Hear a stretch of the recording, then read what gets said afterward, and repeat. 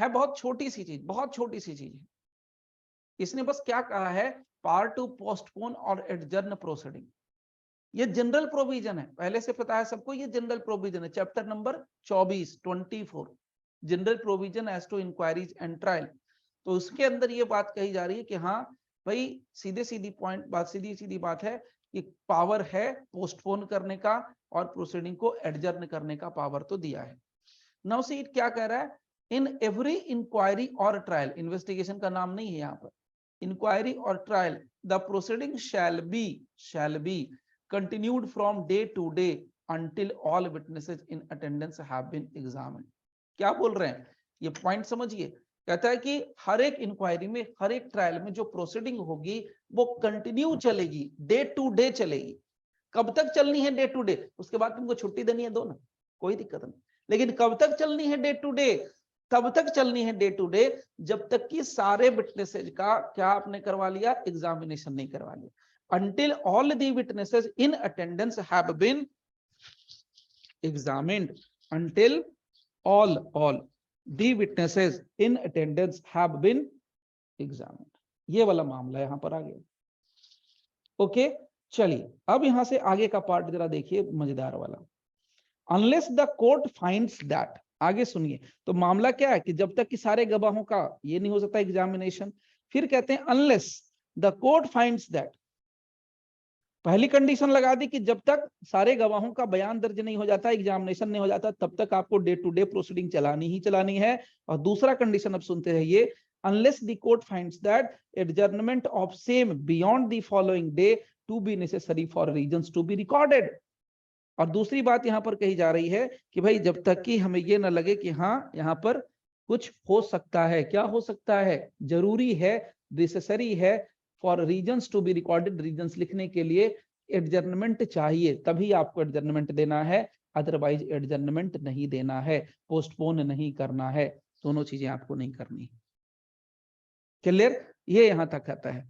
अब यहाँ पर आप लोग अपना बेयर एक्ट चेक कर लेना, किसी का कोई पार्ट मिसिंग हो सकता है या नहीं हो सकता, देख लीजिएगा। कुछ लोगों की शिकायत होती है कि यहाँ पर कोई पार्ट मिसिंग है, भाई मिला लेना, मैं पहले ही बता दे रहा हूँ, ठीक है।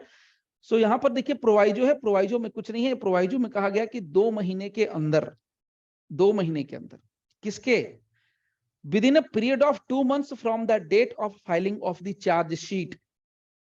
क्या कहा गया कि 2 महीने के अंदर, किस मामले में, 376 के मामले में, 376, 376 A, 376 B, section 376 C, section 376 D, इसके अलावा DA, DB, IPC. Okay, the inquiry और ट्रायल, ब्रैकेट में लगा है, इंक्वायरी और trial shall be completed within a period of 2 months। तो चार्जशीट जिस दिन सबमिट की गई है उस तारीख से 2 महीने के अंदर आपको इंक्वायरी और ट्रायल कंप्लीट कर लेनी है 376 की। बड़ी अच्छी बात है भाई, क्या दिक्कत है। ओके, चलिए नाउ नेक्स्ट।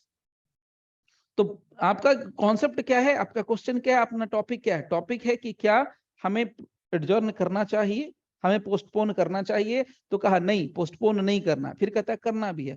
पोस्टपोन या एडजर्नमेंट तब तक नहीं करना जब तक कि आपके विटनेसेस का एग्जामिनेशन नहीं हो जाता। और दूसरा, आप पोस्टपोन करना चाहते हो तो करो, लेकिन आपके पास कोई वैलिड जेन्युइन रीजन होना चाहिए, नेसेसरी होना चाहिए, तभी आप कर सकते हो, अदरवाइज नहीं। और वो भी रीजन आपको मेंशन करना पड़ेगा क्यों। तो इसका क्या ना, बहुत अच्छा तोड़ निकाल लेते हैं जजेस।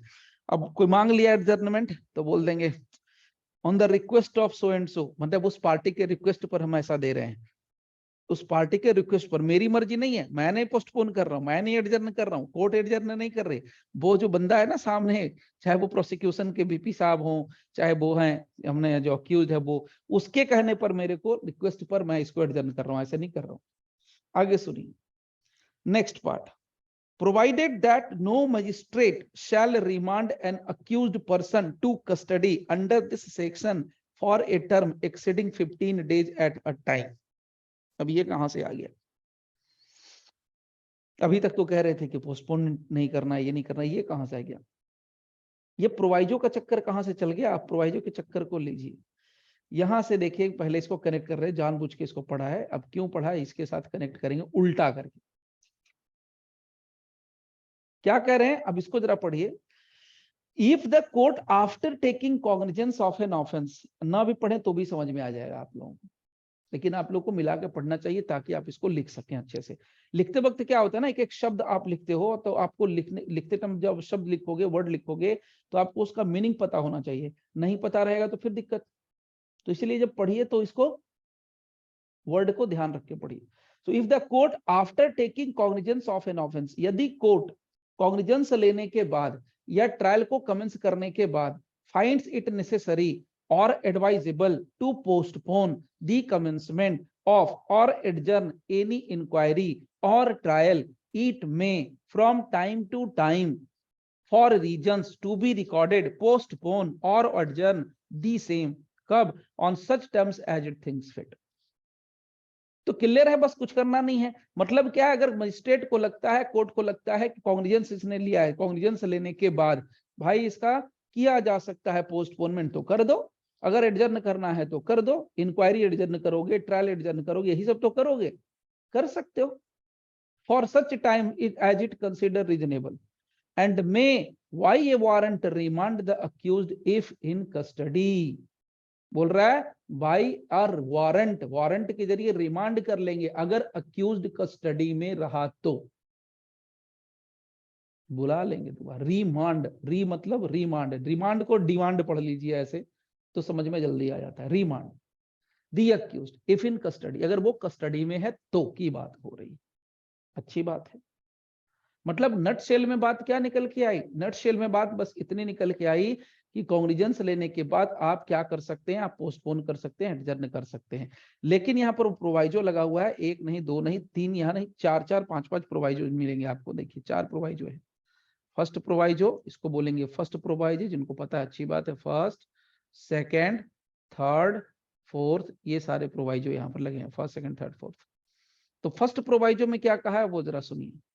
कहता है कि ठीक है, आप क्या कर लोगे, by a warrant remand the accused if in custody, अगर अक्यूज्ड कस्टडी में है तो उसको आप रिमांड कर सकते हो वारंट के जरिए, बशर्ते कि no magistrate shall remand an accused person to custody, नहीं देगा under this section for a term, कितने दिनों के लिए, 15 दिनों से अधिक के लिए इकट्ठे में नहीं देगा रिमांड पर।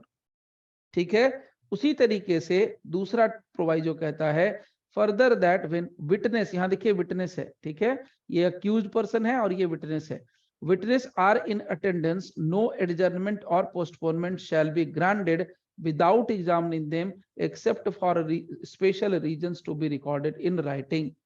मतलब क्या है कि यहां पर कहा गया जब विटनेसेस अटेंडेंस में है, मतलब विटनेस प्रेजेंट है, कोर्ट रूम में मौजूद है, तो आपको एडजर्नमेंट किसी भी हालत में ग्रांट नहीं करना है, पोस्टपोन नहीं करना है। अगर मौजूद रहते हुए, यानी कि अगर गवाहों के मौजूद रहते हुए आप एडजर्नमेंट करते हो, आप पोस्टपोनमेंट करते हो, तो उसके लिए आपको स्पेशल रीजन देना पड़ेगा, that must be recorded in writing not in oral. ठीक है, तो कॉग्निजेंस लेने के बाद आप दे सकते हो। विटनेस मौजूद है तब क्या करना है वो बता रहा है, अगर अक्यूज्ड जेल की कस्टडी में है तब क्या होगा वो बता रहा है। तीसरा कंडीशन देखिए यहां पर, provided also that no adjournment shall be granted, यहां पर कहता है नहीं देना है, for the purpose only for enabling the accused person to show cause against the sentence. अगर यहां पर ये अलग अलग कंडीशन बता रहे हैं, इस कंडीशन में कह रहा है कि शो कॉज देने के लिए, शो कॉज का जवाब, show cause against the sentenced proposed to imposed on him, accused person के ऊपर आप सजा दिन लगा रहे हो उस किसी मामले का ट्रायल कंप्लीट करके, उसमें अक्यूज्ड पर्सन को इनेबल करने के लिए, अक्यूज्ड पर्सन के लिए आप एडजर्नमेंट नहीं ग्रांट करोगे, सेंटेंस के बिंदु पर, सेंटेंस के पॉइंट पर कोई एडजर्नमेंट ग्रांट नहीं करना है, कि नॉर्मली कर देते हैं एक दिन का, ऐसा होता है। उसके बाद नेक्स्ट कहता है, यानी फोर्थ प्रोवाइजो अगर आप देख लोगे तो देखिए यह तो थर्ड लिखा हुआ है, थर्ड का मतलब फुटनोट्स है, ये कब ऐड किया गया वो यहाँ पर मेंशन है। ठीक है, ये 2010 में देखिए ऐड किया गया, इसलिए ये दिखाना भी जरूरी है। नाउ सी नो एडजर्नमेंट, अब यहां पर भी नो एडजर्नमेंट, कोई एडजर्नमेंट ग्रांट नहीं होगा, shall be granted at the request of a party, कब तक, बोले जहां पर circumstances are beyond control of that party, कोई मर गया तो उस कंडीशन में, एक्सीडेंट हो गया तो, हड़ताल थी तो, भारत बंद था तो, इंडिया बंद था, उस कंडीशन में आपको एडजर्नमेंट मिल जाएगा, कोई इशू नहीं है। आगे, the fact that the pleader of a party is engage, इसके ग्राउंड पर आपको एडजर्नमेंट नहीं मिलने वाला है, यानी कि वकील साहब दूसरे कोर्ट में इंगेज हैं, बिजी हैं, इसलिए केस को अगली डेट पर लगा दो, ऐसा नहीं करना है। तीसरी बात, where a witness is present, अगर विटनेस कोर्ट रूम में मौजूद है लेकिन पार्टी और प्लीडर इज नॉट प्रेजेंट, और द पार्टी और pleader though present in the court is not ready to examine और क्रॉस एग्जामिन, तो कोर्ट को अगर उचित लगेगा तो कोर्ट जो है वैसे कंडीशन में विटनेस का बयान दर्ज कर सकती है, अगर कोर्ट को लगता है। मतलब क्या है, अगर कोर्ट रूम में गवाह मौजूद है और गवाह की मौजूदगी में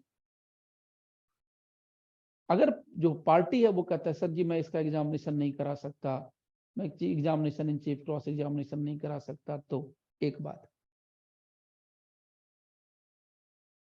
is not ready to examine और क्रॉस एग्जामिन द विटनेस, या दूसरा कंडीशन ये है कि गवाह मौजूद है, गवाह है पार्टी नहीं है, गवाह है वकील साहब नहीं है, गवाह है दोनों है, और वो मौजूद, वो कराना नहीं चाहते, तो उस कंडीशन में अगर कोर्ट चाहे तो उस पर्सन का स्टेटमेंट रिकॉर्ड कर सकते हैं जो मौजूद है गवाह के तौर पर, if it thinks record the statement of the witness and pass such orders, जैसा उनको उचित लगेगा, with the examination in chief और cross examination of the witness as the case may be. तो यहां पर अब कुछ नहीं करना, ये रहा आपका स्टेट अमेंडमेंट, मतलब ये छत्तीसगढ़ में लगेगा, ये महाराष्ट्र में लगेगा, और यहाँ पर उसके बाद कुछ नहीं, यहाँ अरुणाचल की बात हो गई, ये 3 अलग अलग स्टेट की। तो कुल मिलाकर के सीन क्या है वो जरा समझिए, पहले समझिए, इसका एक सिंपल सिनारियो मैं आपको शेयर कर रहा हूं, उसको आप कंसीडर करिए। देखिए हमारा टॉपिक क्या है, टॉपिक पर जरा कॉन्सेंट्रेट करते हैं। टॉपिक क्या है, पावर टू पोस्टपोन और एडजर्न प्रोसीडिंग। ऐसे जानबूझ के लिखते हैं, लिखने में यही एक फायदा होता है, आपको जैसे जिस चीज को हाईलाइट करना है कर सकते हो, ठीक है। और ये जो आपका पीडीएफ है उसमें हर चीज हाईलाइट नहीं कर सकते, अपने मनमाने ढंग से नहीं लिख कर सकते हो, यहाँ आप अपने मन के हिसाब से कर सकते हो। So power to postpone adjourn और एडजर्न प्रोसीडिंग, सो प्रोसीडिंग को एडजर्न करने का पावर या पोस्टपोन करने का पावर भैया है कि नहीं है, यस भी है, नो भी है। और ये जो पावर दिया गया ना, इसको हम स्टैट्यूटरी पावर बोलते हैं, अगर कहीं लिखा हुआ मिल जाए ना स्टैट्यूटरी पावर, तो परेशान मत हो जाइएगा। स्टैट्यूटरी का मतलब होता है स्टैट्यूट से, तो स्टैट्यूट हमारा कौन है, सीआरपीसी जी स्टैट्यूट, ठीक है, कॉन्ट्रैक्ट एक्ट जी स्टैट्यूट, आईपीसी जी स्टैट, कोई भी कानून जिसको कि पार्लियामेंट ने बनाया है। अब ये मत बोल देना कि सर कॉन्ट्रैक्ट एक्ट पार्लियामेंट ने नहीं बनाया, अंग्रेजों ने बनाया, अरे भैया बनाया अंग्रेजों नहीं है, ड्राफ्ट अंग्रेजों नहीं किया है, लेकिन इंप्लीमेंटेशन हम ही कर रहे हैं। आर्टिकल 372 कॉन्स्टिट्यूशन ऑफ इंडिया, उसकी वजह से सब कुछ ऐसा होता है, ठीक है। सो पावर टू पोस्टपोन और एडजर्न प्रोसीडिंग, यस भी होगा, नो भी होगा, और इसको हम बोलते हैं statutory power, STATUTORY, statutory power.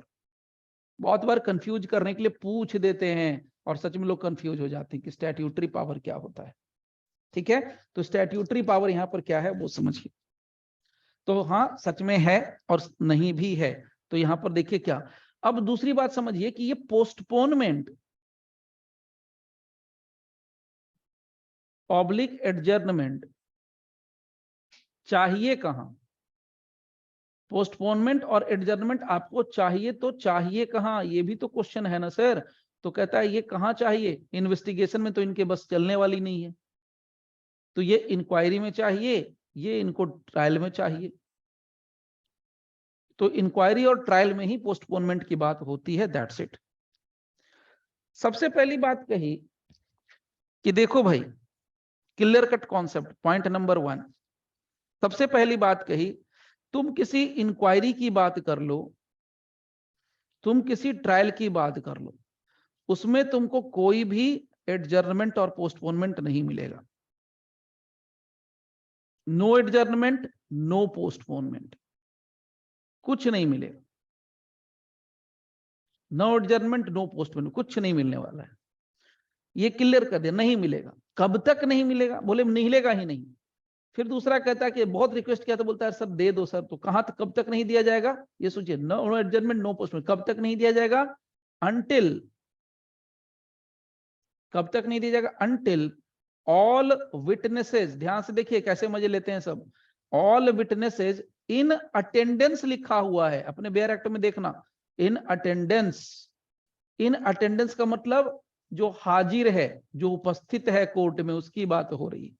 So until, जब तक कि सारे गवाह जो कि उपस्थित हैं कोर्ट रूम में, हैव बीन एग्जामिन्ड। अब भैया कोर्ट आ ही गया तो एग्जामिनेशन कराएंगे ना, कि बैठ के छुट्टी मारेंगे? So until all witnesses in attendance have been examined, जब तक कि सारे जो हमारे गवाह हैं उनका अटेंडेंस एग्जामिन नहीं हो जाता, हैव बीन एग्जामिन्ड। ओके, दूसरी बात, तब कब तक नहीं देंगे? इसी में कर देता हूं, unless the court finds the adjournment, जब तक कि कोर्ट को नहीं लगता है adjournment of the same beyond, यानी इसके बाद, यानी जब कोर्ट को लगेगा कि भैया गवाह आए थे, हमने तब तक के लिए दे दिया, मतलब अगर कोर्ट में गवाह आए थे तो आप नहीं करेंगे एडजर्नमेंट, अगर कोर्ट में गवाह नहीं आए थे तो कोर्ट को लगता है, अब माने ये प्रोसीडिंग कंप्लीट हो गई, एविडेंस वाली विटनेसेस वाली प्रोसीडिंग कंप्लीट हो गई, अगर कोर्ट को लगता है, unless the court finds the adjournment of the same beyond, कर रहा है बियॉन्ड द फॉलोइंग डे, अगर कोर्ट को लगता है कि उस दिन के बाद से, फॉलोइंग डे यानी इसके विटनेस के बाद, फॉलोइंग डे नेसेसरी है, to be necessary for reasons to be recorded, तो उस कंडीशन में क्या कर देंगे? दे देंगे रिकॉर्डेड, तो उस कंडीशन में क्या कर देंगे? एडजर्नमेंट दे देंगे। क्लियर समझिए। तो एडजर्नमेंट और पोस्टपोनमेंट कब देना है? तो कहते हैं अगर कोर्ट को लगता है कि उस तारीख के बाद से, किस तारीख के बाद से? जब गवाहों का एग्जामिनेशन कंप्लीट हो गया तब देंगे, या तो जब कोर्ट को लगेगा कि भैया नहीं कंप्लीट हुआ है तब दे देंगे, या कोर्ट में जब गवाह उपस्थित नहीं है तब भी दे सकते हैं पोस्टपोनमेंट और एडजर्नमेंट। ये यहां तक क्रिस्टल क्लियर मैसेज है। पॉइंट नंबर 3, पॉइंट नंबर 3 क्या कहता है? कहता है बहुत क्लियर कि भैया देखो, जिस दिन चार्जशीट फाइल कर दी गई है, किस मामले में? किस मामले में? मैटर, या वैसे कर दीजिए, सिंपल थोड़ा और कर देते हैं,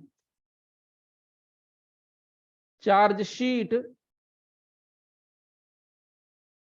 filed under, in the offence कर दीजिए, in the offence of, in the offences under section 376, 376 A, 376 B, 376 C, हालांकि इसमें भी नहीं आना चाहिए, 376 बी नहीं रखना चाहिए था, लेकिन इन्होंने रखा है, खैर कोई बात नहीं है। 376 बी पता है किसके लिए है? कौन सा सेक्शन, इसमें क्या अपराध होता है? 376 बी, एनीबॉडी? यहाँ बी नहीं होगा, ए बी है, यस, मुझे मेरी गलती थी, 376 बी नहीं, यहाँ ए बी होगा, या ए बी, बी होने का कोई चांस ही नहीं है। 376 A B, 376 C, A B के बाद 376 बी भी, अच्छा 376 बी भी है भाई, 376 सी चेक कर लेना अच्छे से पेशेंस के साथ, डी, डी ए, उसके बाद 376 डी, 376 डी ए, उसके बाद डी बी होगा, डी बी आईपीसी। सो अगर इन मामलों में, इन सब मामलों के अंदर चार्जशीट फाइल कर दी जा चुकी है तो क्या करना है? 2 महीने तक के लिए नो छुट्टी, नो छुट्टी। सो यहां पर क्या है? इंक्वायरी और trial relates to an offence under section so and so, inquiry और ट्रायल कंप्लीट हो जाना चाहिए। सो चार्जशीट फाइल हो गई इन सब मामलों में, then inquiry public trial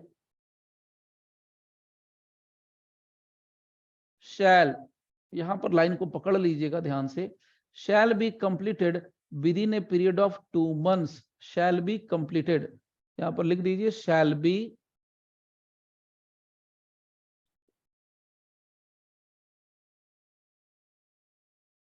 with in 2 months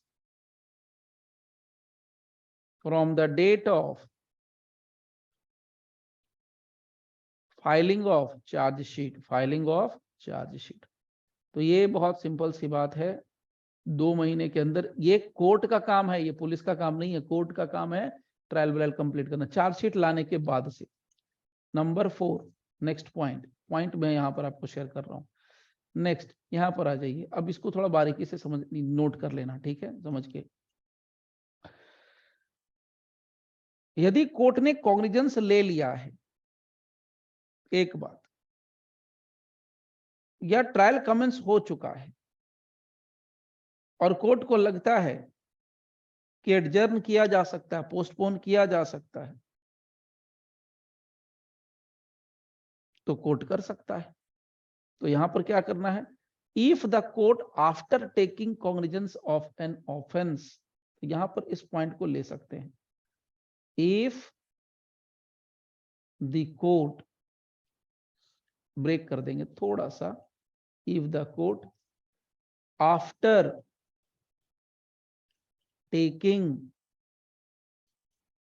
cognizance of an offence, so एकदम क्रिस्टल क्लियर है, after taking cognizance of an offence, अपराध के ऊपर कॉग्निजेंस लिया जाता है, वो करने के बाद, या यहां पर लगा दीजिए छोटा सा, और आफ्टर कमेंसमेंट ऑफ ट्रायल, तो मैं बार बार रिपीट कर दूंगा, after commencement of trial. Okay, अब यहां पर आता है finds it necessary, if the court finds it necessary, connect करके पढ़िए, नेसेसरी और एडवाइजेबल, किस बात के लिए, तो यहां पर मैं एरो जानबूझ के लगा रहा हूं, डबल एरो, टू पोस्टपोन किस चीज को, कमेंसमेंट को, जो कमेंसमेंट किया वो, to postpone the commencement of और एडजर्नमेंट,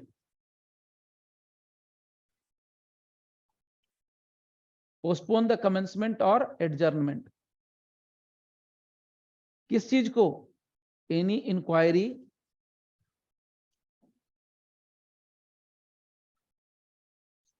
ट्रायल, तब क्या होगा, कोर्ट में, मैं इट को कोर्ट कर दे रहा हूं, कोर्ट में कर सकती है, कोर्ट क्या कर सकती है, कोर्ट ऐसा कर सकती है, so it may from time to time for reasons to be recorded, so court में रीजंस टू बी रिकॉर्डेड, तो for reasons to be recorded,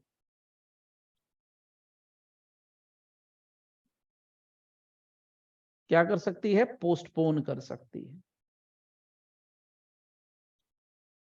postpone और एडजर्न कर सकती है, एडजर्न दी सेम, तो दी सेम का मतलब हम कमेंसमेंट को रोक सकते हैं, पोस्टपोन कर सकते हैं, एडजर्न कर सकते हैं, लेकिन कंडीशन यहां पर एकदम क्रिस्टल क्लियर आपके लिए है कि यहां पर होना क्या चाहिए, कॉग्निजेंस लेने के बाद की कहानी होती है, एकदम सिंपल है, इजी है, आसान है। इसमें एक पेज है, वो टेक्निकल पार्ट में आपको अलग से शेयर कर दे रहा हूं उसमें, ठीक है। सो कमेंसमेंट और के बाद एडजर्नमेंट रोका, कमेंसमेंट ऑफ ट्रायल को एडजर्न किया जा सकता है, पोस्टपोन किया जा सकता है कॉग्निजेंस लेने के बाद, अगर कोर्ट को उचित लगता है तो उसके लिए कोर्ट को अपना रीजन लिखना पड़ेगा, ठीक है। नाउ आगे सुनिए, एंड करके, एंड में यानी कोर्ट में, यहां से इसको ले लेंगे, कोर्ट में कंटिन्यूटी में, Y a warrant remand the accused, remand कर सकती है कोर्ट दी अक्यूज्ड, इफ, यहां पर मेंशन है, मैं इसको थोड़ा क्लीन कर दे रहा हूं, अगर वो कहां है, कहां गया, if in custody, if in custody, so लिख दीजिए इफ इन कस्टडी, अगर वो कस्टडी में है तो रिमांड किया जा सकता है, ये यहां तक के मामला है। अब यहां से हम लोग चेंज कर देंगे। सो अगर वो कस्टडी में है तो कोर्ट उसको रिमांड कर सकती है, दैट्स इट। आगे सुनिए, इसके नेक्स्ट वाला जो पार्ट है बहुत इंटरेस्टिंग है। अब ये प्रोवाइजो खेलेंगे हम लोग। अब प्रोवाइजो नंबर 1, इसको हम लोग प्रोवाइजो 1 कह सकते हैं। प्रोवाइजो नंबर 1 क्या बोल रहा है?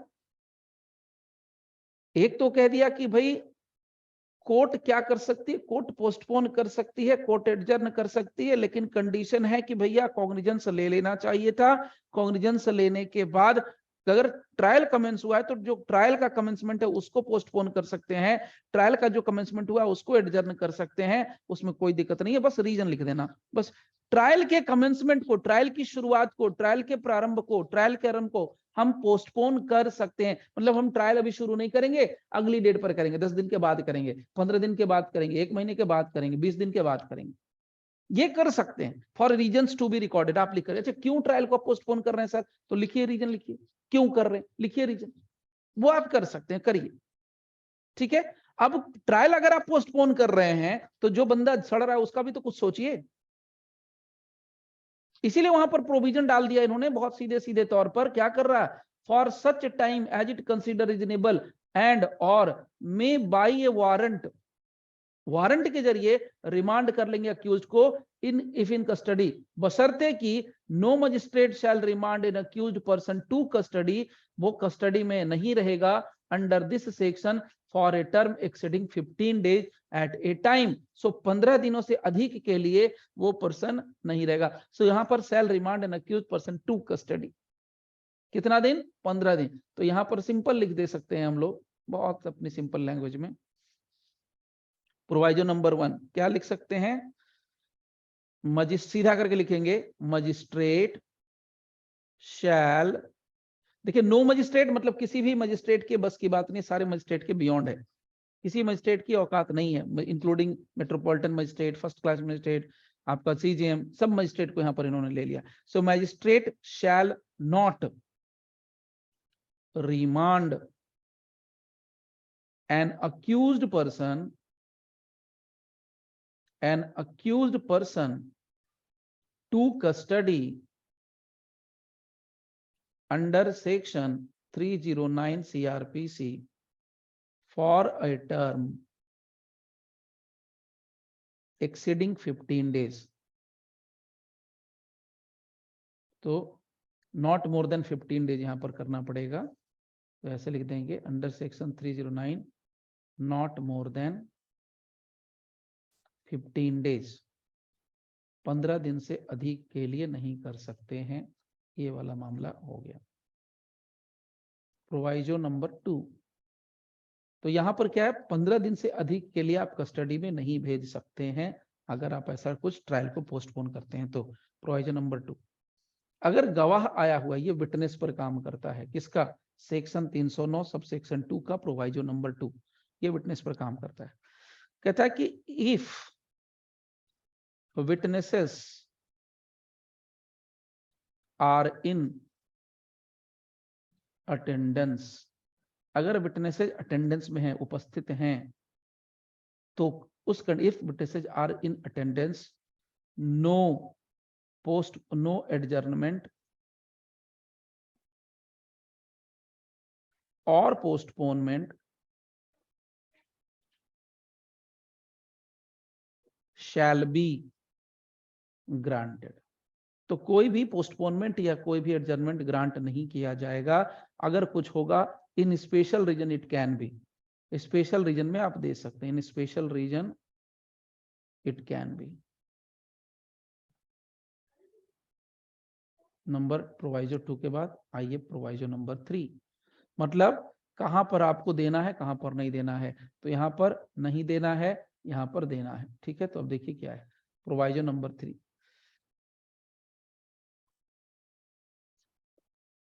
No adjournment shall be granted, यहां पर एकदम क्लियर कहा है, provided also that no adjournment shall be granted. तो नो एडजर्नमेंट यहां पर भी ग्रांटेड नहीं देना है, तो यहां लिख दीजिए नो एडजर्नमेंट,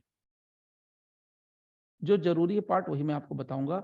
नो एडजर्नमेंट, सो इसमें कुछ नहीं कितना है, यही बस कर देना, no adjournment shall be granted.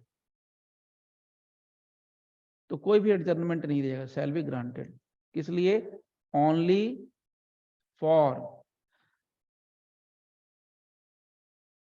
Enabling the accused. Accused को नहीं दिया जाएगा। अगर अक्यूज्ड मांग रहा है कि जनाब प्रोसीडिंग को डिले कर दो, थोड़ा टाइम दे दो, एडजर्न कर दो, पोस्टपोन कर दो, तो अक्यूज्ड को नहीं दिया जाएगा। कब नहीं दिया जाएगा?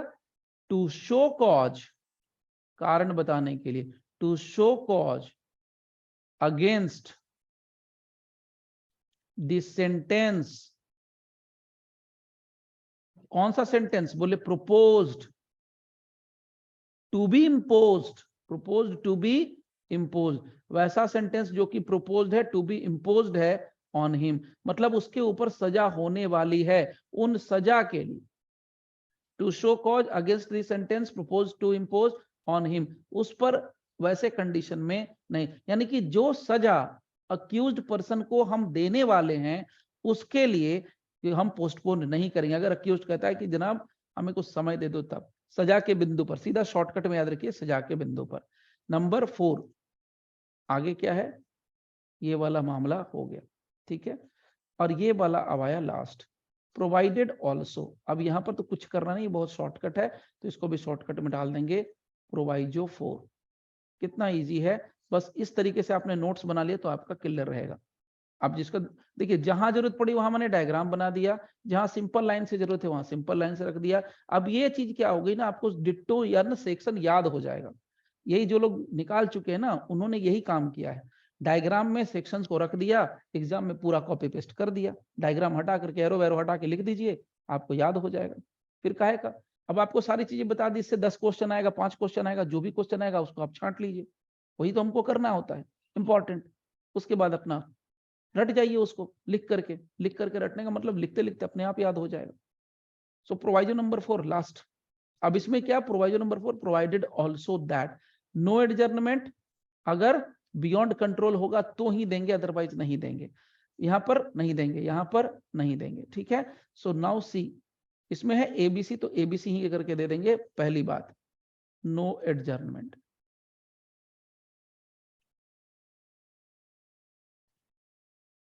एक्सेप्ट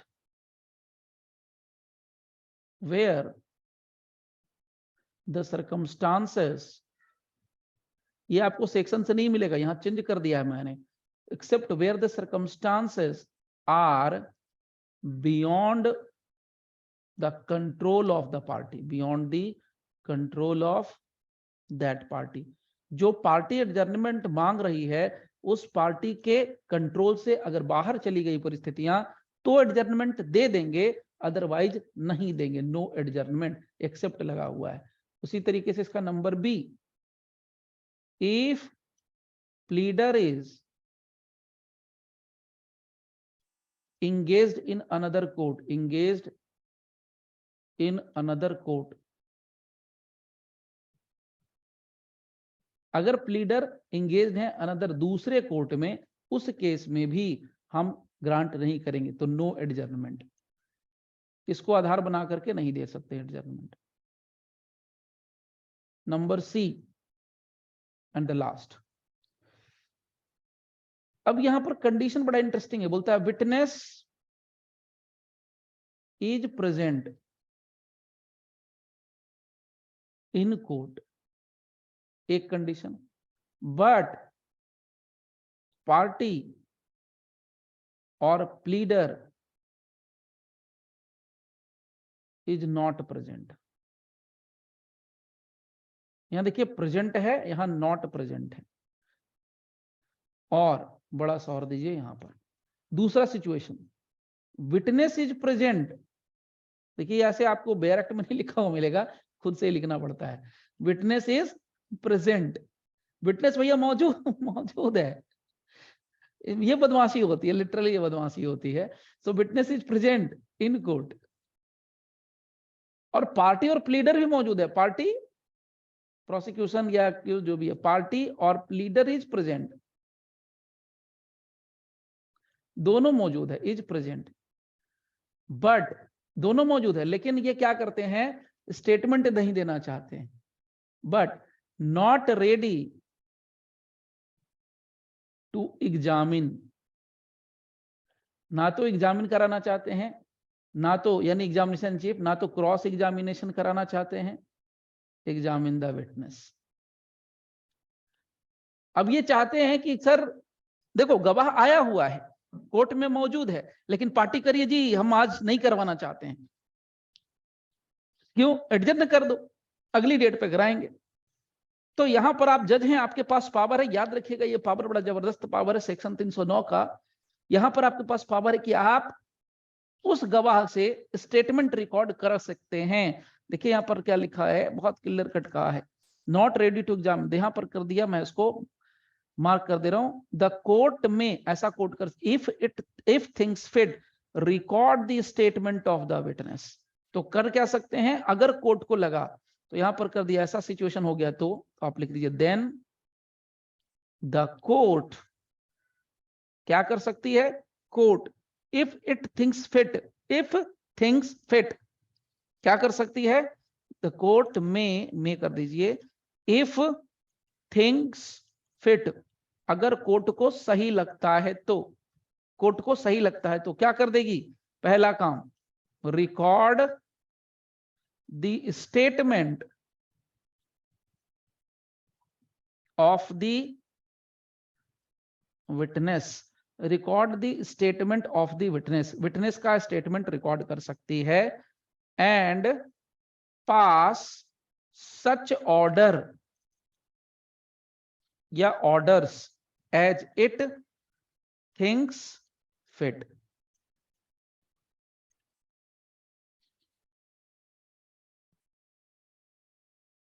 जो सही लगेगा वो कर सकती है। So record the statement of the witness, यानी कोर्ट अपनी मर्जी से विटनेस को ऑर्डर कर देगा कि हाँ भैया चलो तुम अपना स्टेटमेंट रिकॉर्ड करो। कभी कभार ना जो पार्टीज होती है वो गुस्सा होती है, ये प्रैक्टिकल में देखा गया, मतलब ऐसे लगेगा कि ये जज साहब का पावर है, लेकिन उनको लगेगा करे जज साहब तो कोई पर्सनल इंटरेस्ट ले रहे हैं केस में, तुरंत ट्रांसफर की एप्लीकेशन लगा देते हैं अगली डेट पर। ऐसा देखा गया, बहुत बार देखा कि जज साहब का जरूर कोई इसमें कोई पर्टिकुलर इंटरेस्ट छिपा हुआ है, जरूर कुछ खर्चा पानी लिया होगा जज साहब ने, मजिस्ट्रेट साहब ने पैसा लिया होगा, रिश्वत लिया, ये तुरंत एलिगेशन लगना शुरू होता है, कोर्ट रूम के बाहर आइए पार्टी चिल्लाना शुरू करेगा, ऐसा होता है। और भी जो एडवोकेट होते हैं वो भी दही में सही कर देंगे, हाँ सही है आप जो बोल रहे हैं सही बोल रहे हैं, कुछ खर्चा दे दो बस, दे के जाओ, आए हो तो दे के जाओ, खाली हाथ मत जाओ, this is the thing. Okay, तो कुल मिलाकर के सीन ये बनता है, अब यहां तक किसी को कोई डाउट नहीं होना चाहिए। सो कुल मिलाकर के सीन क्या बना है, आपको एडजर्नमेंट और पोस्टपोनमेंट की बस कहानी समझनी है, एडजर्नमेंट एंड पोस्टपोनमेंट। देखने में बड़ा सिंपल लगता है लेकिन इतना सिंपल होता नहीं है, सिर्फ ऐसे बोल के निकल जाए एडजर्नमेंट और पोस्टपोनमेंट बात खत्म हो गई, नहीं खत्म नहीं होती। एडजर्नमेंट और पोस्टपोनमेंट ये कहानी, अब इसी कहानी में आपको अलग अलग कहानी है। कहानी ये है कि अगर कोई 376 का मामला बनता है, उसमें नो एडजर्नमेंट नो पोस्टपोनमेंट, 2 महीना में इंक्वायरी ट्रायल खत्म करिए, बात खत्म होगी, दैट्स इट, उसमें कोई मनोवत नहीं। अगर पार्टी कह रहा है कि जी वकील साहब दूसरे कोर्ट में इंगेज हैं, नो एडजर्नमेंट नो पोस्टपोनमेंट, नहीं देना है, कोई एडजर्नमेंट कोई पोस्टपोनमेंट नहीं होगा। लेकिन अगर पार्टी कह रहा है कि जनाब आज स्ट्राइक है, भारत बंद हो गया, दिल्ली बंद हो गया, बिहार बंद हो गया, यूपी बंद हो गया, ट्रेन की हड़ताल है, स्ट्राइक है, तो उस कंडीशन में फिर पोस्टपोनमेंट हो जाएगा, तब एडजर्नमेंट तब पोस्टपोनमेंट हो जाएगा, because beyond the control of this party, situation उसके पार्टी के कंट्रोल से बाहर चली गई है, तो कर सकते हैं, उसमें कोई समस्या नहीं है। अगर आपको ट्रायल के कमेंसमेंट को पोस्टपोन करना है, मत कीजिए, नहीं कीजिए, लेकिन कहता है कर सकते हैं, कर सकते हैं, करने के लिए कोई मनाही नहीं है, लेकिन कॉग्निजेंस लेने के बाद कर सकते हैं, कर सकते हैं। और उसमें अक्यूज्ड को 15 दिन से अधिक के लिए एट ए टाइम आप कस्टडी में नहीं छोड़ सकते हैं। एडजर्नमेंट और पोस्टपोनमेंट आप ग्रांट नहीं करेंगे, अगर गवाह कोर्ट रूम में मौजूद है तो भी आप पोस्टपोन नहीं करेंगे। अगर करना है तो कोई स्पेशल रीजन रिकॉर्ड कीजिए, उसके बाद कीजिए एडजर्नमेंट पोस्टपोनमेंट।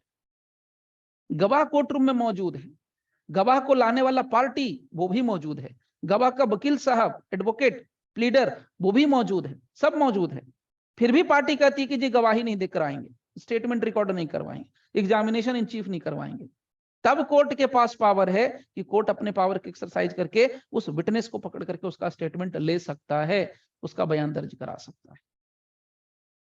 तो मोटी बात क्या है? मोटी बात यह है कि कहां आपको लेना है, कहां स्टेटमेंट नहीं लेना है, ये एक मोटी बात है। कहां आपको पोस्टपोन करना है, कहां आपको पोस्टपोन नहीं करना, ये आपको आपका पावर है। मैं बार बार आप लोग को, मैं हर बैच को कहता हूं, आपके बैच को भी कह रहा हूं, आप लोग जो लोग भी जुडिशियल सर्विसेज के लिए पढ़ रहे हो, अपना एक नोटबुक रखिए, नोटबुक में कहीं साइड में सेक्शन रखिए, पन्ना रखिए, पेज रखिए, जो रखना है। जितने भी सेक्शंस आपके पावर से कनेक्टेड हैं, उन सेक्शंस को जरूर नोट करके रखिए कि पावर ऑफ द कोर्ट, ये आपका पावर, यही पूछेगा इंटरव्यू में। मतलब आपसे यही पूछा जाएगा कि आपको पता होना चाहिए कि आपका क्या पावर है। आपको अपना पावर ही नहीं पता, आप खाक करेंगे जस्टिस, ये बात हो जाती। ये हनुमान वाले बात नहीं रखना है आपको कि हनुमान जी को पता नहीं था, वहां कोई आपको हनुमान जी को चढ़ाया गया। तो यहाँ आपको ऐसा नहीं करना, आपको अपना पावर पता होना चाहिए कि मेरा क्या पावर है, कितना पावर है, क्या क्या किस सेक्शन के अंदर पावर है। Power of courts, power of court का मतलब वो नहीं सजा देने का पावर, वो नहीं। आप ड्यूरिंग प्रोसीडिंग जनरल पावर क्या क्या है, किस पिटीशन को डिसमिस कर देना है, कहां छुट्टी देना है, कहां नहीं देना है, कहां एडजर्नमेंट करना है, कहां पोस्टपोनमेंट करना है, कहां गवाह से जबरदस्ती स्टेटमेंट कराना है, कहां नहीं कराना है, कहां आपको चार्जशीट देखनी है, कहां चार्जशीट फेंक देनी है, वो सब आपका पावर है, जो आपको जहां कहीं भी है एफआईआर के लिए कहां हाँ बोलना है, कहां ना बोलना, सब उठा के फेंक दीजिए, रखिए। अब देखिए, इसके अंदर की बात थोड़ी सी बता देता हूं। अब आप ये आप लोगों को करना पड़ेगा, क्योंकि ये सब मैंने बता रखा है, ठीक है, इसमें मैं कुछ नहीं हेल्प करूंगा आप लोगों को, आप खुद एनालिसिस करके, पढ़ करके, समझ करके बनाएंगे। ये छोटा सा होमवर्क दे रहा हूं, छोटा सा। करना क्या है, सेक्शन 309 को आपको रीड विथ करना है सेक्शन 167 के साथ, 167 सीआरपीसी के साथ। ये आप लोग, क्योंकि 160, देखिए मैं कोई आप लोगों के साथ इनजस्टिस नहीं कर रहा हूं, क्योंकि ये चीज मैंने डिस्कस कर रखी है ऑलरेडी, इसीलिए मैं यहाँ पर बहुत कॉन्फिडेंटली कह रहा हूं कि आपको करना चाहिए, लिखना चाहिए। सो 167 सीआरपीसी के साथ इसको रीड विथ करिए, मतलब 309 और 167 को मिला के देखिए कि क्या निकलता है। अकेले इसको नहीं लिखिएगा परीक्षा में, जब भी लिखिए तो दोनों को मिला के लिखिए। इसके अलावा सेक्शन 309 सीआरपीसी को आपको रीड विथ करना है सेक्शन 209 सीआरपीसी के साथ। 209 सीआरपीसी क्या है, anybody remember? 209 CrPC, what is 209 CrPC? Commitment of case है। बिल्कुल, केस का कमिटमेंट। तो केस के कमिटमेंट का 309 से क्या लेना देना है? 167 क्या है, 167 सीआरपीसी क्या है, रिमेंबर, फॉरगेट। 167 बहुत फेमस सेक्शन है, तो कोई नहीं भूलता है। बेल वाला मामला है, ये है, इसको बेल से कनेक्ट करके पढ़ते हैं, इसी को बोलते हैं ना बेल, गलत तो नहीं बोल रहा हूं ना मैं। 167 डिफॉल्ट बेल। तो अब ये बताइए, ऐसे क्वेश्चन भी आता है, ये बहुत फेवरेट सेक्शन है क्वेश्चन का, इंटरव्यू का, मेंस का, खूब आता है इससे question. So now the point here is कि 167 जो ये प्रोविजन जो बताता है 167 का, कि इन्वेस्टिगेशन अगर कंप्लीट नहीं होता है 24 घंटा में, तो उसका 309 से क्या कनेक्शन है? What is the connection of this? क्या कनेक्शन है, बता सकते हैं? सोचिए, कोई कनेक्शन निकलता है तो बताइए 209 के साथ। छोटा सा मामला आप ही लोगों से पूछता हूं बस यहीं पर, ये सेक्शन 309 को ड्राफ्ट करने के पीछे का लॉजिक क्या रहा होगा? ड्राफ्टिंग जो कमेटी होगी, जो कोई भी पर्सन होंगे, ये सेक्शन 309 को ड्राफ्ट करने का पीछे ये एडजर्नमेंट पोस्टपोनमेंट का चक्कर क्यों रखा? ये तो अननेसेसरी 40 साल केस को डिले कर रहा है। What is the purpose, why it has been drafted by the legislature? क्यों ड्राफ्ट किया होगा?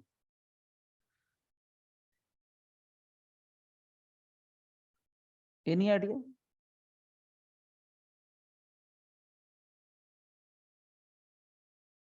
बताइए। ये ट्रायल को डिले करेगा कि ट्रायल को फास्ट करेगा? डिले करेगा सर। कैसे डिले करेगा मैडम? अगर ट्रायल को डिले करेगा ठीक है, चलिए आपकी बात मान ली, डिले करेगा। तो ट्रायल को अगर डिले करेगा तो फिर ये वहां पर क्यों लिखने की जरूरत पड़ी कि 376 के मामले में 2 महीने में आपको करना है? सर वहाँ तो morning sir, particular section trial के लिए डिले वहाँ ना तो हो इसलिए फास्ट इसलिए करेगा दिया गया है ना सर, अननेसेसरी एडजस्टमेंट लोग ना लें, पार्टीज हाँ ना लें, वकील ना लें। ये ट्रायल को देखिए उल्टा आंसर दे दिया मैडम आपने। ये हाँ जी पूछता सर, ये बहुत जरूरी। कंफ्यूजन हो गया। हाँ नहीं, कंफ्यूजन नहीं होता है। चलिए इंटरव्यू में ये सब क्वेश्चन रहेगा, मैं पहले ही बार बार अलर्ट मोड में डाल रहा हूँ आप लोगों को। आप जितना तैयारी, क्योंकि देखिए जो भी है ना, मैं बता रहा हूँ सीपीसी और सीआरपीसी पे 2 सब्जेक्ट पे कमांड बना लीजिए, जिनको भी सिविल जज जाना है या आईटी जज जाना, इससे क्वेश्चन रहता ही रहता है, सवाल ही नहीं है कि नहीं रहेगा। इसके बिना आपका इंटरव्यू फेल है, इंटरव्यू नहीं हो सकता इसके बिना। सब्सटेंटिव लॉ में कुछ नहीं है, वो तो सिंपल कहानी है। वो तो सीजे में पूछते हैं इंडियन कॉन्ट्रैक्ट एक्ट किसने ड्राफ्ट किया, एविडेंस एक्ट किसने ड्राफ्ट किया, कोई सेक्शन उठा के कॉपी पेस्ट पूछ देंगे। सब्सटेंटिव लॉ सबको पता है, हिंदू लॉ, मुस्लिम लॉ, कॉन्ट्रैक्ट और कॉन्स्टिट्यूशन सबको ऑलमोस्ट पता है। इस समय सिविल जज का जब इंटरव्यू होता है तो पूछेंगे कि भैया कॉन्स्टिट्यूशन शब्द की परिभाषा कहाँ दी गई है। ऐसे ऐसे इंटरव्यू में क्वेश्चन भी पूछे जाते हैं बिहार के अंदर, झारखंड के अंदर, यूपी में कहीं कहीं पूछा जाता है। अब तो खैर अलग अलग स्टेट में स्टैंडर्ड बढ़ गया है, इसमें करंट टॉपिक पर क्वेश्चन पूछ देते हैं। करंट टॉपिक पर व्हाट इज योर ओपिनियन, उसका लीगल एस्पेक्ट क्या होता है उससे पूछते हैं। लेकिन ये रहेगा, ये एवरग्रीन टॉपिक है, इसको कोई हटा ही नहीं सकता। चाहे सीआरपीसी में अमेंडमेंट हो जाए तो भी सीआरपीसी अमेंडेड सीआरपीसी से क्वेश्चन रहेगा, लेकिन रहेगा। इसीलिए मैं अक्सर कहता हूँ प्रोसीजर पे खूब फोकस कीजिए। प्रैक्टिस में जाना है तो भी प्रोसीजर पर पदम पकड़ बना। आईपीसी कुछ नहीं है, आईपीसी बेकार, लोग इतना हवा बना के रखते हैं आईपीसी आईपीसी मर्डर और कम्युन। अरे यार मर्डर कल पे भलों में साइड पढ़ते रहना सारी जिंदगी, कुछ नहीं है उसमें, कुछ नहीं है। प्रैक्टिस जिसको करना है उसके लिए भी, जज बनना है उनके लिए। खैर 309 का जो पर्पस है ना, वो सीधा सीधा समझिए ट्रायल को डिले से रोकने के लिए है। इसको आप ऐसे समझिए कि ट्रायल, इसको ड्राफ्ट करने के पीछे का लॉजिक बस इतना था कि पार्टी जो है अननेसेसरी एडजर्नमेंट नहीं मांगे। इसीलिए ना वहां पर प्रोविजन दिया कि ये ग्राउंड आप नहीं लगा सकते हैं कि वकील साहब दूसरे कोर्ट में है, जनाब एडजर्न कर दो।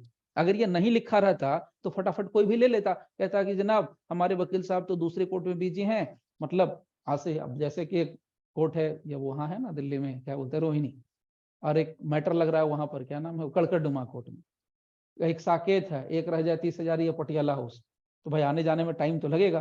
तो बोल देगा कि जनाब सर तो बिजी हैं साकेत कोर्ट में, आज तो नहीं आ पाएंगे। तो ऐसे कहने से आपका काम नहीं चलने वाला है। ये आप बोल के एडजर्नमेंट नहीं ले सकते कि इस कोर्ट में दूसरे कोर्ट में बिजी हैं। तो ये क्या कर रहा है, ये ट्रायल को एक्सपीडिएट करने के लिए किया गया है, ना कि डिले करने के लिए किया गया है। ठीक है, यानी कि अगर आपको एडजर्नमेंट देना है तो बहुत सोच समझ के देना है। और सबसे बड़ी चीज की, एडजर्नमेंट देने के पहले आपको reasons to be recorded, reason आपको रिकॉर्ड करना है तो हर हालत में ही करना है। ठीक है, दूसरी बात ये जो है आपको मैंने पहले ही बता दिया है, 309 और 167 इसको आप लोगों को डील करना है कि किसके साथ क्यों इसको अटैच करके पढ़ना चाहिए, क्यों मिला के पढ़ना चाहिए, आप ही लोग मुझे बताओगे। चलिए आगे चलते हैं। ऑलमोस्ट सारी बातें खत्म हो चुकी हैं इसके। इसका भी मटेरियल मैं दूंगा, सो डोंट वरी, इसका भी मटेरियल है और इसका भी डिटेल मटेरियल देंगे आपको, टेंशन मत लीजिएगा। इसका भी मटेरियल है, बहुत सारी चीजें ऐसी हैं जो यहाँ मैं डिस्कस नहीं करूंगा, बहुत छोटी छोटी चीजें हैं, तो वो मैं आपको वहां पर दे दूंगा। जैसे रीजनेबल ग्राउंड क्या होता है, किस ग्राउंड पर आप पोस्टपोनमेंट मांग सकते हैं। जैसे वकील साहब बीमार हैं तो ये रीजनेबल ग्राउंड बनता है। ठीक है, या मान लीजिए कि अक्यूज्ड है, अक्यूज ने एप्लीकेशन लगा दिया कि जनाब मेरे को केस ट्रांसफर करना है, ट्रांसफर के लिए एप्लीकेशन लगा रखी है, रिवीजन लगा रखा है, तो ये ग्राउंड बन जाता है एडजर्नमेंट का, इस ग्राउंड पर आप दे सकते हैं। ठीक है, ये जरूरी है, ये चल सकता है। लेकिन ये सब जो आपको मैंने पहले बता रखा कि वकील साहब दूसरे कोर्ट में बिजी हैं, इस पे आप नहीं ले सकते हैं। इसके अलावा कोई डॉक्यूमेंट जो कि केस से मिलता जुलता नहीं है, या इररिलेवेंट डॉक्यूमेंट है, या क्रॉस एग्जामिनेशन के पर्पज से, इसके लिए भी आप पोस्टपोनमेंट या एडजर्नमेंट नहीं मांग सकते। ओके, तो इसमें मैं सारी बातें आपको दूंगा कि आप कब मांग सकते हो, कब नहीं मांग सकते, अगर मांगते हो तो कब रिफ्यूज किया जा सकता है, कब रिफ्यूज नहीं किया जा सकता है, ये भी मैं आपको इसमें आपको शेयर करके दूंगा। तो ये छोटा पॉइंट नहीं है, एक बड़ा पॉइंट होगा इसके। चलिए अब एक्सप्लेनेशन पार्ट में थोड़ा सा जो मामला है वो मैं आपको डिस्कस कर देता हूँ, वो देख लीजिए। इसका एक्सप्लेनेशन नंबर 2 बड़े काम का है। ठीक है, एक्सप्लेनेशन नंबर 1 में भी ऐसा कुछ नहीं है, मैं 1 और 2 लेकिन दोनों बता दूंगा आप लोगों को। देखिए 1 में क्या कहा, if sufficient evidence has been obtained, अगर पर्याप्त मात्रा में साक्ष्य मौजूद है, टू रेज ए सस्पेशन, किस बात का suspicion? Accused may have committed an offence and it appears likely कि further evidence may be obtained by a remand, तो रीजनेबल कॉज ऑफ रिमांड होगा। मतलब अब ये भी एक देखिए बड़ा खतरनाक पॉइंट दे रखा है explanation number 1, sufficient evidence has been obtained, इतना मात्रा में, इतनी मात्रा में साक्ष्य ले लिया गया है, ऑब्टेन्ड मतलब ईडी लगा हुआ है, प्राप्त कर लिया गया है, जिससे सस्पिशन क्रिएट होता है। क्या सस्पिशन? कि अक्यूज्ड में हैव कमिटेड एन ऑफेंस, कि अक्यूज्ड ने ऑफेंस कमिट किया है, and it appears likely that further evidence may be obtained, कि फर्दर अगर उसको हम रिमांड पर लें तो फिर से उससे और ज्यादा एविडेंस निकाला जा सकता है। मतलब वो अक्यूज ना हुआ, क्या बोलते हैं, गन्ना हुआ, मशीन में डालो और जूस निकाल लो, वही चीज है ना। रिमांड क्या है? गन्ने की मशीन है, उसको क्या बोलते हैं गांव में? तो गन्ना को बड़ा एक देहाती टर्म में बोलते हैं जी, केतारी, केतारी बोलते, पता नहीं आप लोग क्या बोलते हैं, केतारी भी बोलते हैं, बहुत जगह सुना है। सो नाउ गन्ना का मशीन कौन है? रिमांड, याद रह जाएगा। तो उसमें ला के डालना किसको है? अक्यूज को। पीस दीजिए जितना पीस सकते हैं, जितना जूस निकालना निकाल लीजिए, यही होता है रिमांड में। ठीक है, so this is a reasonable cause for remand. Now explanation number 2, इसमें क्या कहा? The terms on which N adjournment और पोस्टपोनमेंट में बी ग्रांटेड, जिस कंडीशन पर, जिस शर्त पर एडजर्नमेंट और पोस्टपोनमेंट ग्रांट किया गया है, में be granted include in appropriate cases, कुछ एप्रोप्रिएट मामलों में, जो भी एप्रोप्रिएट मामला है, सही मामला है, उसमें payment of cost by the prosecution और द अक्यूज। तो जज साहब के पास पावर है कि वो क्या कर सकते हैं? प्रोसिक्यूशन या अक्यूज से कॉस्ट की बात कर सकते हैं। सपोज कीजिए अक्यूज्ड मांग रहा है कि पोस्टपोनमेंट कर दीजिए, तुम मांग रहे हो तो कॉस्ट दे देना, ठीक है, अगली डेट पर आकर के प्रोसिक्यूशन को 5,000 रुपया कॉस्ट दे देना, जितना आपका पावर होता है, यानी कि अंडरस्टैंड कुछ भी लगा देंगे। अब फर्स्ट क्लास मजिस्ट्रेट है तो 500-300 रुपया लगाएगा, उसका पावर ही कितना है? एक मजिस्ट्रेट का पावर कितना होता है? सेकंड क्लास मजिस्ट्रेट का, सेकंड क्लास मजिस्ट्रेट का पावर होता है कितना? पैसे के मामले कितना फाइन लगा सकता है? 5,000 रुपीज।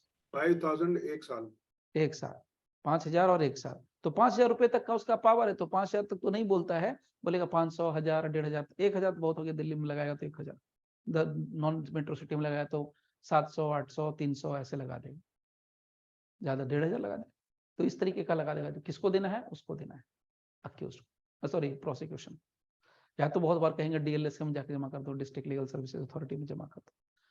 तो ये है आपका सेक्शन 309। ठीक है, तो ये बहुत इंटरेस्टिंग चीज है। अच्छा, इसमें एक और छोटी सी चीज मैं आपको शेयर करता हूँ। सवाल ये है, बहुत छोटा सा सवाल है, बहुत एकदम चिंदी सा सवाल है।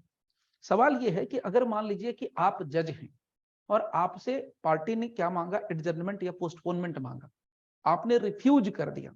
ठीक है, आपने रिफ्यूज कर दिया, तो उस केस में रेमेडी क्या अवेलेबल होगी उस पर्सन के लिए, उस पार्टी के लिए क्या रेमेडी अवेलेबल होगी?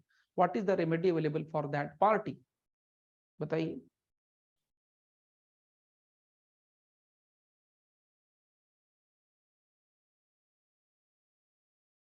कोई रेमेडी है?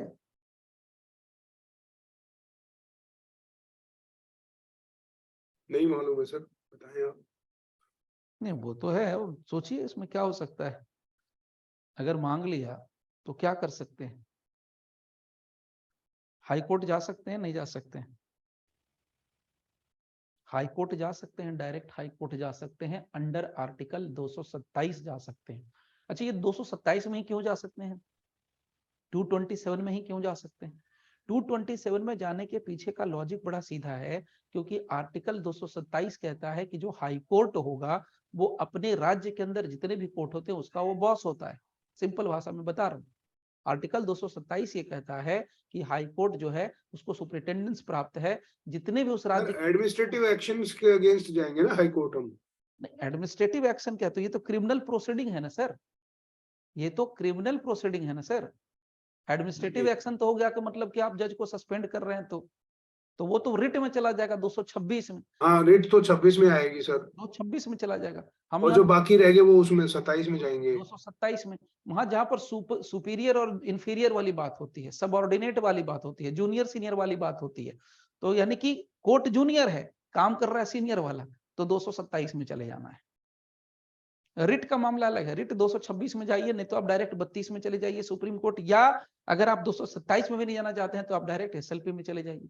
एसएलपी तो हमेशा ओपन खुला दरबार है। अब थोड़ी अलग बात है कि अब रिस्ट्रिक्शन बहुत सारा हो गया है, बट अभी भी खुला दरबार ही है एसएलपी का, वो अभी तक बंद नहीं हुआ है। ठीक है, चलिए अब इसमें सर से तो 227 में रिमेडी क्या देगी सर? रेमेडी क्या देगी कोर्ट? जो आपने लगाया है, जिसका प्रेयर किया उसके ऊपर आपका ऑर्डर होगा, और क्या। अगर मान या तो लीजिए यस करेगी या नो करेगी। बस आपने दिया है, मतलब अगर ऑर्डर को कैंसिल करेगी? कर सकती है, बिल्कुल कर सकती है, बिल्कुल कर सकते हैं। आप हाई कोर्ट जा रहे हैं वो भी 227 में, 227 बड़ी बात होती है, 226 बहुत बड़ी बात। आप कॉन्स्टिट्यूशन के सपोर्ट से जा रहे हैं, ये आप इस बात को समझिए। जी सर। स्टैट्यूटरी आप आईपी इससे जाते, आप कोई ले जाने वाला 482 में लेके चला जाए, तो 482 में वो जाएगा ही नहीं, वो कभी 482 में जाने का कोई चांस ही नहीं है, वो जाना चाहिए इधर से।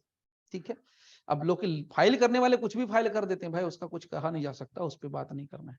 ठीक है, देखिए इसमें सेक्शन 310 है, 310 में डिस्कस नहीं कर रहा हूँ। ठीक है, ये बहुत छोटा सा मामला, एक बार आप लोग खुद से एक बार गो थ्रू करिएगा, इसको हम लोग स्किप कर देंगे। ठीक है, इसके अलावा 310 के अलावा जो जो आप लोगों को करना है, छोटा मोटा पार्ट जो मैं बता रहा हूँ, 311 में डिस्कस करूंगा। ठीक है, 311 आप लोगों के साथ डिस्कस करूंगा। इसे बहुत सारा पार्ट हम लोग आगे पीछे कवर कर चुके हैं, पता है ना, जैसे बेल वगैरह हम लोग कवर कर चुके हैं। बाकी में ज्यादा मेहनत नहीं है, रेफरेंस रिवीजन रिव्यू इसमें कोई दिक्कत नहीं है, इसका बहुत आसान पार्ट है। तो हम लोग नेक्स्ट सेशन में जो डिस्कस करेंगे वो 311 करेंगे। ओके, 310 आप लोग एक बार देख लीजिएगा, हालांकि जरूरत पड़ेगी तो मैं थोड़ा बहुत आपको उसमें हेल्प कर दूंगा। ओके, और ये जरूर देखिएगा कि ये जो सेक्शंस मैंने आपको बताए 209 के साथ रीड विथ करने के लिए, 167 167 के साथ क्यों रीड विथ करना चाहिए, ऐसा क्या है इन दोनों में, थोड़ा माइंड लगाइए, अप्लाई कीजिए तो मजा आएगा। तो उससे क्या होगा ना कि आपको कॉम्पेरेटिव स्टडी होगी, 167 भी समझ में आएगा, 167 और 309 दोनों समझ में आएगा। उसी तरीके से आपको 209 309 दोनों समझ में आएगा कि क्या है कॉम्पेरेटिव स्टडी। ठीक है, चलिए तो फिर सब सेक्शन 2 में थोड़ा सा कंफ्यूजन हो रहा है सर। मतलब अगर अक्यूज्ड क्या, कस्टडी में है सर तो उसको रिमांड करेगा सर। हाँ तो तो सर दिक्कत, रिमांड करके कोर्ट किसको भेजेगा, मतलब पुलिस को अगर कोई रिमांड केस देगा? अगर कोई दूसरा केस रहा तो, यस सर। दूसरा केस रहा तो नहीं मांगेगा वो पुलिस वाला, यस सर यस। बात खत्म हो गई। रिमांड का मतलब ही है डिमांड, मैं तो सिंपल कहता हूँ, रिमांड का मतलब मान के चलिए डिमांड, तो डिमांड है तो कहीं दूसरे केस में ही कहीं डिमांड होगी तो कर सकता है, उससे ज्यादा नहीं। जो टाइम लिमिट है, टाइम लिमिट दे रखा है, इसलिए तो बोला। अब आपने थोड़ा सा पकड़ लिया है तो 167 में इसको रीड विथ कीजिए। ठीक है, सर 167 का पीडीएफ नहीं मिला सर। एक 167 मिला का था सर, एक मिला था, लेकिन आपने बोला था उसका डिटेल देंगे तो वो नहीं मिला। 167 का पीडीएफ नहीं मिला है, नहीं सर, ये तो एक बड़ा, मिला था, आपने बोला था बढ़ा के देंगे, और 173 सर। अच्छा ये दोनों का नहीं मिला है, ठीक है ना। Yes sir.